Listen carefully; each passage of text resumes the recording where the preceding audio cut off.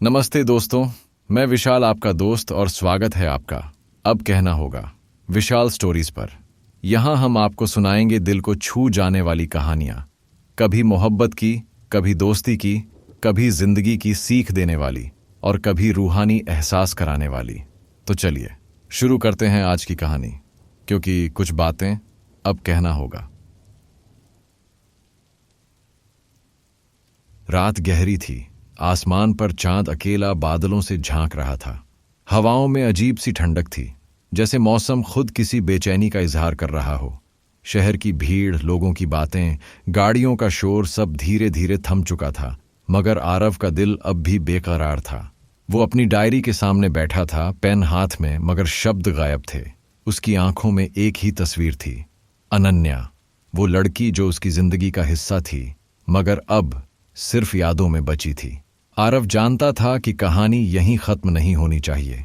कहीं ना कहीं उसे सच कहना ही होगा, क्योंकि कुछ लव स्टोरीज खत्म होकर भी खत्म नहीं होती। वो दिलों में धड़कती रहती हैं, सांसों में गूंजती रहती हैं। कॉलेज का पहला दिन हमेशा किसी के लिए भी नया और अनजाना होता है। उसी भीड़ में आरव भी खड़ा था, कंधे पर बैग, चेहरे पर हल्की सी घबराहट और आंखों में एक चमक।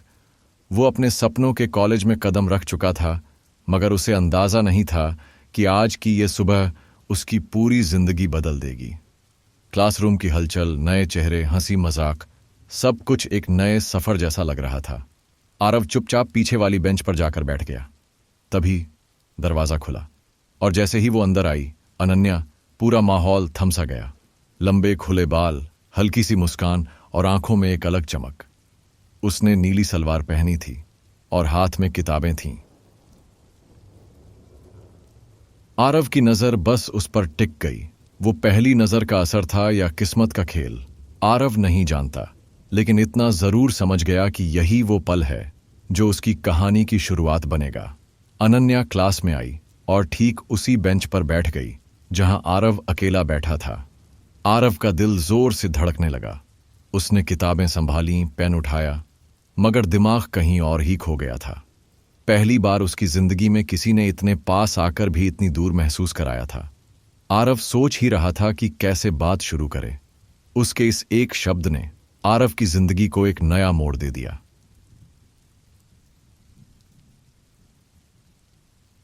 क्लास खत्म हुई। प्रोफेसर की बातें जैसे किसी को समझ ही नहीं आई। आरव तो पूरे समय बस बगल में बैठी अनन्या को देखता रहा। उसकी मुस्कान, उसकी लिखने की आदत और बीच बीच में उसके बालों का चेहरे पर गिरना, सब कुछ जैसे किसी जादू से कम नहीं था। आरव मन ही मन सोच रहा था, काश मैं उससे बात कर पाता। तभी अनन्या ने उसकी तरफ देखा और हंसते हुए बोली, तुम्हें मैथ्स समझ आती है? मुझे तो कुछ समझ ही नहीं आया। आरव थोड़ी देर चुप रहा। उसका गला सूख गया था। फिर धीरे से बोला, हां, थोड़ा बहुत। अनन्या ने किताब उसकी ओर बढ़ा दी। तो फिर थोड़ी मदद कर दोगे? बस इतना कहना था। आरव का दिल जैसे उड़ने लगा। वो अब तक जो शब्द खोज रहा था वो खुद ब खुद उसके पास आ गए। लाइब्रेरी का कोना उनकी मुलाकात की जगह बना। आरव धीरे धीरे उसे सवाल समझाता और अनन्या हर बार उसकी बातों को ध्यान से सुनती। कभी कभी वो हंस पड़ती, कभी तंग करती। तुम तो बहुत सीरियस होकर पढ़ाते हो, जैसे बोर्ड एग्जाम चल रहे हों। आरव भी मुस्कुराता, मगर दिल में सोचता, अगर ये पल ऐसे ही थम जाए तो कितना अच्छा हो। दिन गुजरते गए और अनन्या व आरव की ये पढ़ाई वाली मुलाकातें दोस्ती में बदलने लगीं। कभी कैंटीन में कॉफी, कभी कैंपस में वॉक, कभी लाइब्रेरी की खामोशी। दोनों की दुनिया अब एक दूसरे के बिना अधूरी लगने लगी थी।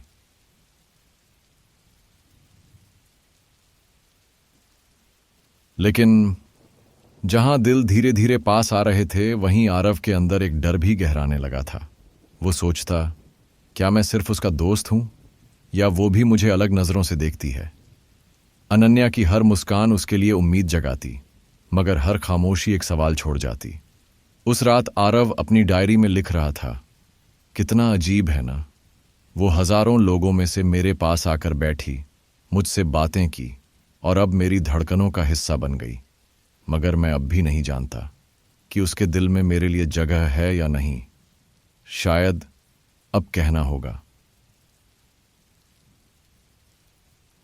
कॉलेज की कैंटीन में उस दिन भीड़ हमेशा से ज्यादा थी। आरव और अनन्या हमेशा की तरह एक कोने की टेबल पर बैठे थे।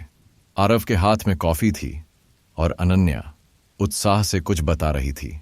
जानते हो, हमारे क्लास में एक डिबेट कंपटीशन होने वाला है और मैं उसमें हिस्सा लूंगी, अनन्या ने चमकती आंखों से कहा। आरव ने हल्की सी मुस्कान दी। अच्छा है, लेकिन तुम डिबेट में? मुझे नहीं लगता तुम बहस में उतनी स्ट्रांग हो। अनन्या का चेहरा अचानक गंभीर हो गया। मतलब, तुम कहना चाहते हो कि मैं बोल नहीं सकती? आरव थोड़ी देर चुप रहा। उसने अनजाने में वही कह दिया था जो शायद उसे कहना नहीं चाहिए था। नहीं, मेरा मतलब वो नहीं था, बस इतना कि। लेकिन अनन्या बीच में ही बोल पड़ी। ठीक है आरव, अगर तुम्हें मुझ पर भरोसा नहीं तो रहने दो। उसकी आंखों में हल्की सी नाराजगी थी। वो उठी और धीरे धीरे भीड़ में गुम हो गई। आरव वहीं बैठा रह गया। उसके हाथ में कॉफी ठंडी हो चुकी थी, लेकिन उसके दिल में हलचल तेज हो चुकी थी।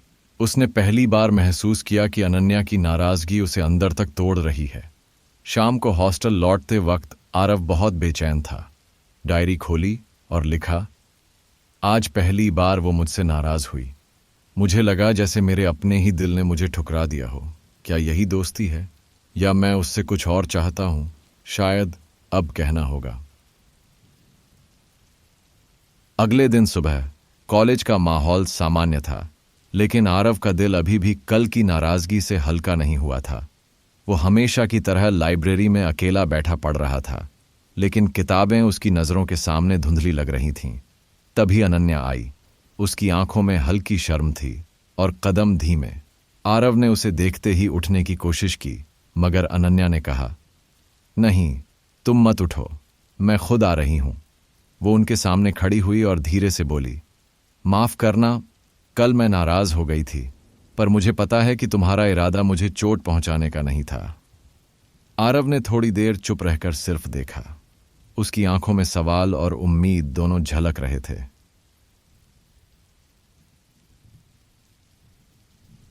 मैं बस चाहता हूं कि तुम समझो कि मैं सिर्फ तुम्हारा दोस्त हूं और तुम्हारी खुशी मेरे लिए सबसे ज़रूरी है। आरव ने दिल की बात धीरे धीरे कहा। अनन्या की आंखों में चमक लौट आई। वो मुस्कुराई और हाथ बढ़ाया। तो फिर हम दोस्त ही सही, पर अच्छे दोस्त। आरव ने हाथ पकड़ लिया।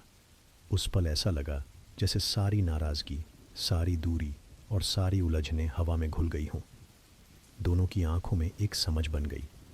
कुछ बातें ज़ुबान पर न भी आईं तो भी दिल में हमेशा रहेंगी। शाम को आरव अपने हॉस्टल के कमरे में बैठा डायरी खोल रहा था।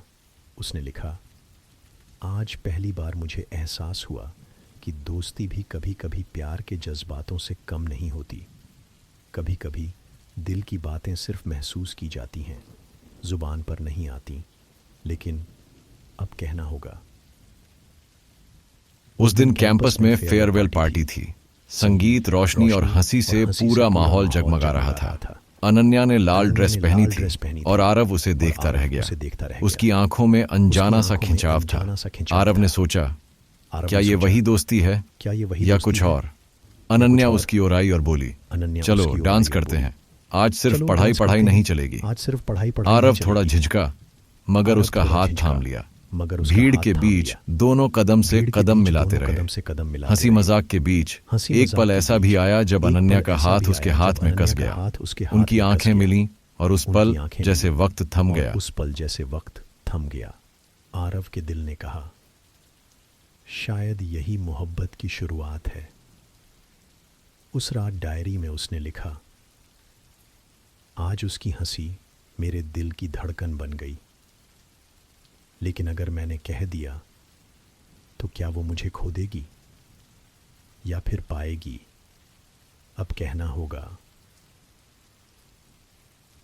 पार्टी के अगले दिन कॉलेज का माहौल बिल्कुल सामान्य था। सब कुछ वैसा ही था, क्लासेस, हंसी, दोस्तों की बातें। लेकिन अनन्या के दिल में कुछ बदल गया था। वो लाइब्रेरी के कोने में बैठी थी। सामने किताब खुली थी, मगर उसका ध्यान पन्नों पर नहीं था।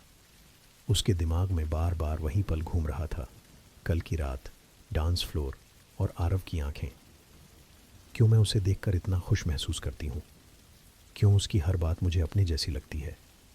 क्या ये सिर्फ दोस्ती है या कुछ और? अनन्या ने गहरी सांस ली और अपनी डायरी निकाली। उसने पहली बार दिल से लिखा, आरव, तुम मेरी जिंदगी का वो हिस्सा बन चुके हो जिसके बिना मैं खुद को अधूरा महसूस करती हूँ। तुम्हारी खामोशी मुझे बेचैन करती है और तुम्हारी मुस्कान मुझे चैन देती है। लेकिन अगर मैंने अपनी ये बात कह दी तो क्या हमारी दोस्ती वैसी ही रहेगी? उसी वक्त आरव लाइब्रेरी में आया। वो हमेशा की तरह उसके सामने बैठ गया। अनन्या ने डायरी तुरंत बंद कर दी। आरव ने मुस्कुराते हुए पूछा, आज बहुत चुप हो, सब ठीक है? अनन्या ने हल्की मुस्कान दी, लेकिन उसके अंदर का तूफान कोई नहीं जानता था। वो बस इतना कह पाई, हाँ सब ठीक है। लेकिन दिल में गूंज रहा था, नहीं, सब ठीक नहीं है, मुझे अब कहना होगा। तो दोस्तों, ये थी आज की कहानी का हिस्सा। अगले एपिसोड में देखेंगे कि आरव अपनी दिल की बात कह पाएगा या नहीं, और अनन्या के दिल में जो खामोशी है, क्या वो भी आवाज़ बनेगी? जानने के लिए जुड़े रहिए हमारे साथ। अगले एपिसोड में फिर मिलेंगे। तब तक के लिए अपना ख्याल रखिएगा। और हाँ, सबसे ज़रूरी बात, दिल की बातें छुपाइए मत, क्योंकि कभी कभी कहना ज़रूरी होता है। तब तक के लिए बाय दोस्तों।